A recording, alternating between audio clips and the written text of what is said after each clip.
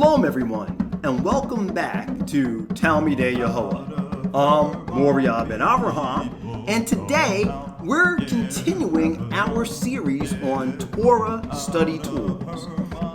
In part 1, we explored 2 fantastic handheld tools. That was the Blue Letter Bible and Hebrew Bible. And before we dive into today's tools, I want to give a special thank you to at Work Hard Till 22 for sharing their favorite tools in the comments. They mentioned using eSword and Blue Letter Bible. I asked them how eSword compares to Blue Letter Bible, and they pointed out that eSword translates Psalms 22 verse 17 as like a lion, while Blue Letter Bible translates it as dig. Other than that, they still consider Blue Letter Bible top tier. So thanks once again to at Work Hard Till 22 for your input. Now, in part 2, we're going to dive into 2 powerful applications, Sefaria and Bible.com. These apps offer a wealth of resources for Torah and Tanakh study, making them indispensable for both beginners and advanced learners. So let's get started. First up, Sefaria App. You can find it on the App Store and on Google Play. I've put the links in the description below. Sefaria is a comprehensive digital library of Jewish texts, including the Torah, liturgy, such as Jewish prayer books, which we call a Siddur or Siddurim, Talmud, Midrash, and much more. I think overall, Sefaria is the most comprehensive tool I use, as it is truly a Jewish library in your hands. As I'm about to show you, I mainly use Sefaria when I want to study Jewish text commentary on any particular verse, as well as when I'm searching for a particular Hebrew term. It's the full range search capabilities, just typing in the Hebrew, are unmatched actually from what I've seen so far. Let's start by taking a look at Breshith chapter 1 verse 1. That's Genesis 1 verse 1, just as we did when we reviewed the other 2 apps. So when I click on Breshith here, I have the app set right now to view the text in a parallel way. You can see the Ivrit on the left side, and I've got the English on the right side. With one tap, I can change the way that is presented.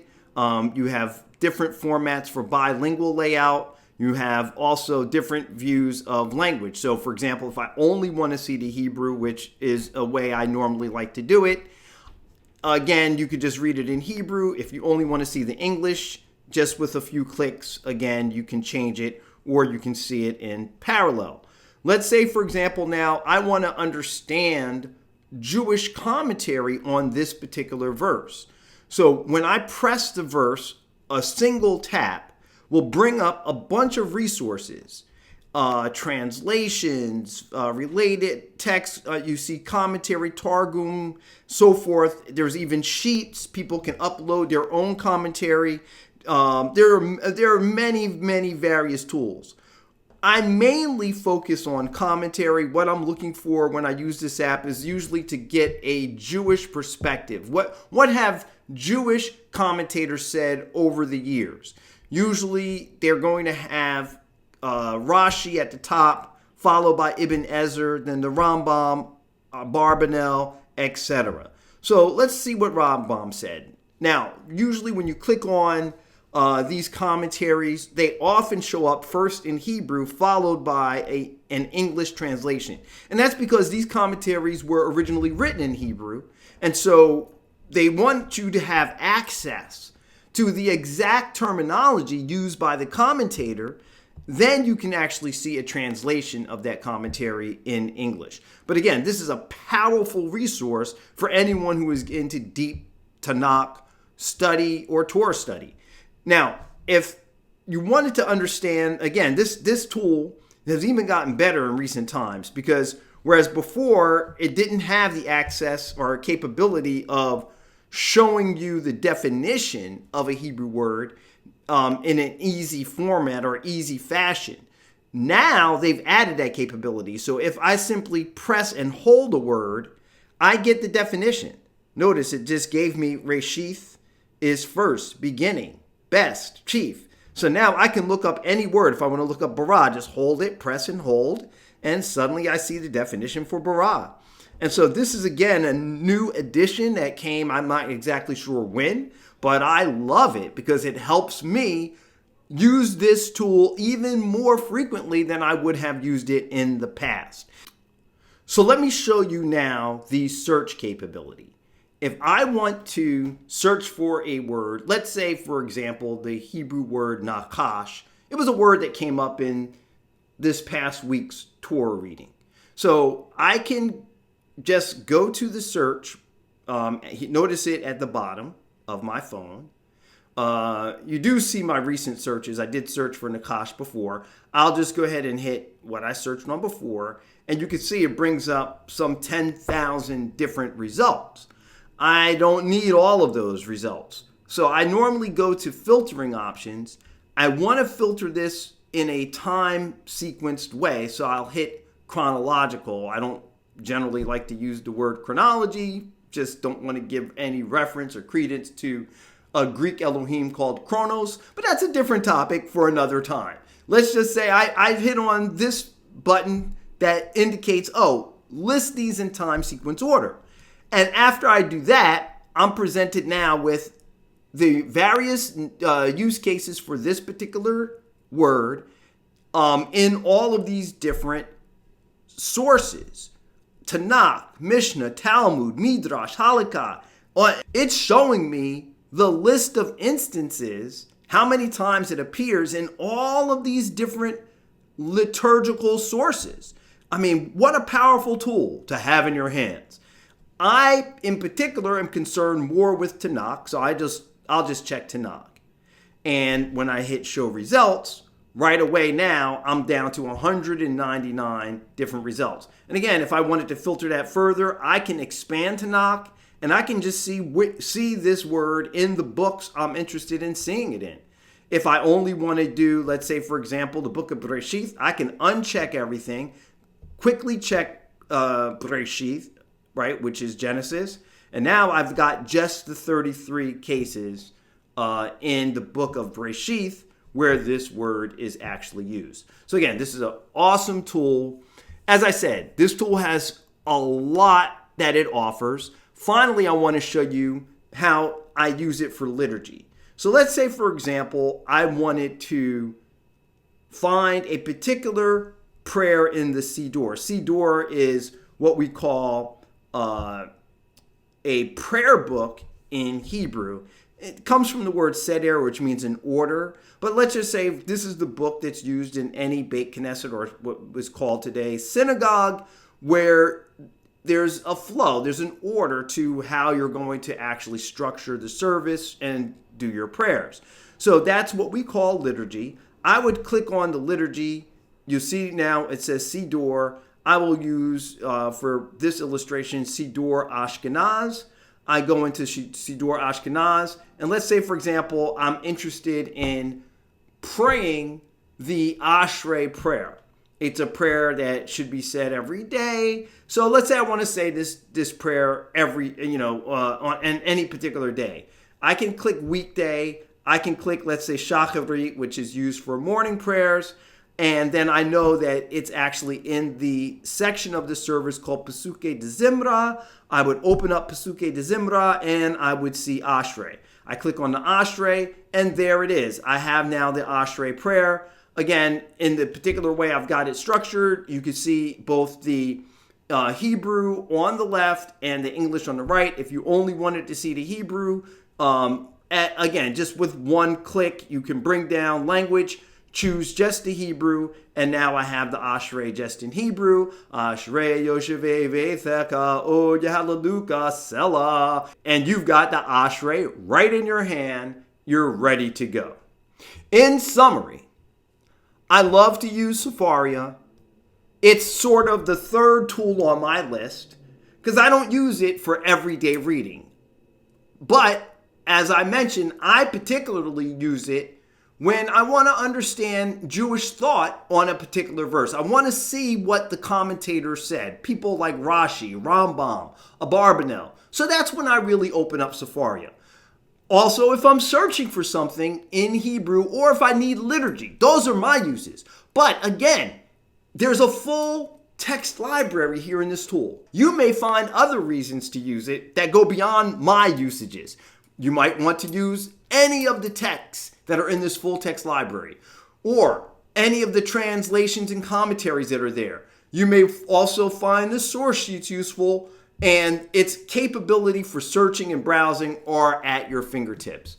Next, let's look at the Bible.com app.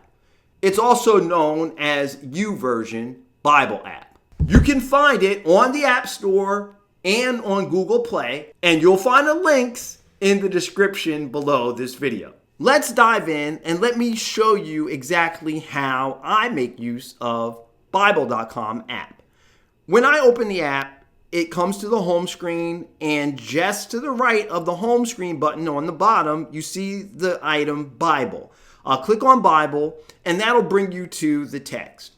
Now, the main reason I love this particular tool is because it offers a single translation that I find useful that I can't find elsewhere. So for those who do need to rely on an English translation, and I don't use this tool that often, that's why it's the fourth one I'm reviewing here, but I do know that this helps people who are learning Hebrew, who are just getting started. You can pull up here a translation that is called the Scriptures 2009, TS 2009. Let me read exactly what is said about this particular translation. The Scriptures is a literal translation of the Bible in English.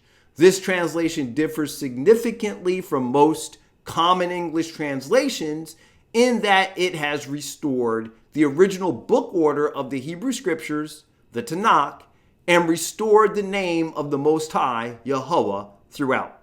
So for those who are learning and returning to a covenant relationship with Yahweh, this is a great translation. Look how they've rendered the first verse of the book of Breshith. They said, in the beginning, Elohim created the heavens and the earth. Not substituting the perverted substitute that we find in most English translations, God, which is really an idol. And if you don't understand that, please watch the video on the topic of idolatry, where we talk about idols to avoid, and who or what is God, where I clearly show that the word God, which translates in Hebrew to fortune, luck, that God is an idol from ancient times brought forward to the modern world, superimposed over top of the Hebrew word Elohim, and makes people worship the very idol that was being worshipped anciently, as you can read in the book of Yehoshua, chapter 13, verse 5. So without belaboring that point, you can see my other videos on that. That's one of the main reasons I use this particular app. There's also a website, and in my next video, part 3, I'll be showing you the website where you can use this particular translation in a parallel fashion with the Hebrew text as a bridge to help you learn and move over towards just reading the Hebrew. And the goal should be, for those of us returning, to always get back to reading it just in Hebrew. No translation, no matter how quote unquote good we might think of it, is equivalent to reading the actual text in Hebrew, the way it was written and the way it was handed down to us. So we need to be in the process of teshuvah, return. And part of that process of return means we actually have to buckle down and start learning the language of our ancestors, Ivrith, or as we say in English, Hebrew. Now, there are multiple other translations, So you may find this particular tool useful because of all the various translations that it does offer, including a Hebrew text translation as well. You have to go and actually select Hebrew in order to see the Hebrew translation. So there's a few extra steps to actually get to the Hebrew translations. But as you can see, if you do that, it does have the Westminster Leningrad Codex, which is probably the one you might want to use. And so if you switch to that, you can see just the plain Hebrew. And when I show the website, you can see the Hebrew and the English in parallel, as I mentioned. In summary, Bible.com is a great app. I only use it, as I mentioned, really as a tool that gives me access to the Scriptures 2009 translation, which I find helpful, especially for people who are just starting out in returning and trying to learn Ivrit.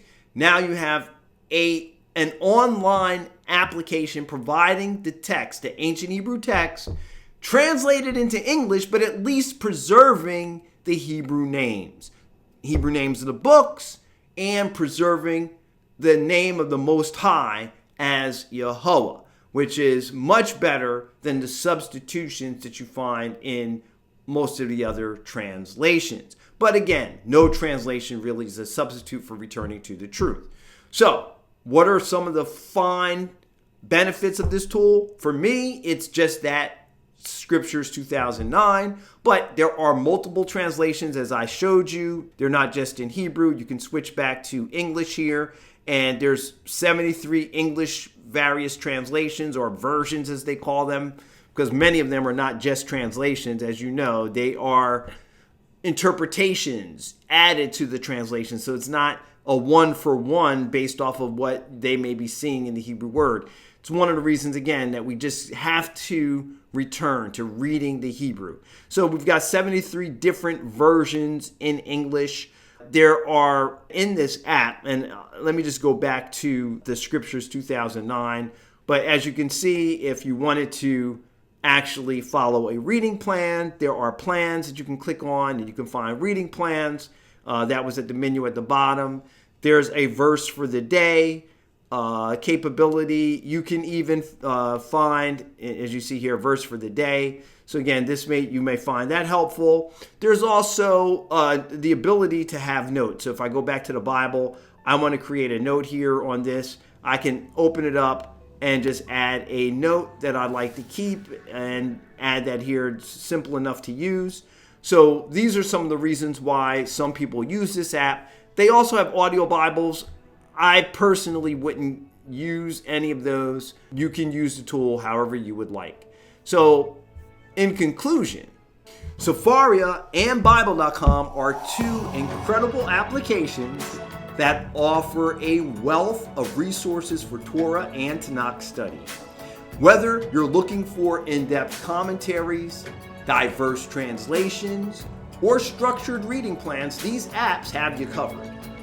Now, in the next part of this series, we'll explore some fantastic websites for Torah study, including the Blue Letter Bible, which is great also not just on the handheld device app, but also on the desktop in a browser, as well as Sefaria, which is usually when I'm using Sefaria, it's usually when I've got my laptop open and I'm digging into the text. So I'm using it on my laptop. That's the most often use case for Sefaria. There's also another application in a website called studylight.org. We'll look at that as well. And a brief, quick look at the Chabad website, which gives you online access in a browser to the Hebrew text and the Hebrew commentators. If you have any other favorite apps or tools that you use for your Torah study, let me know in the comments below. I'd love to hear from you. And with that, let me say thank you for watching. If you enjoyed watching this video, you know what to do. Hit the like button. Do share this with your friends, because I'm sure if you're taking advantage of these tools, you'll want your friends to take advantage of them too. So hit like and subscribe, share it with your friends, And until next time, shalom, shalom.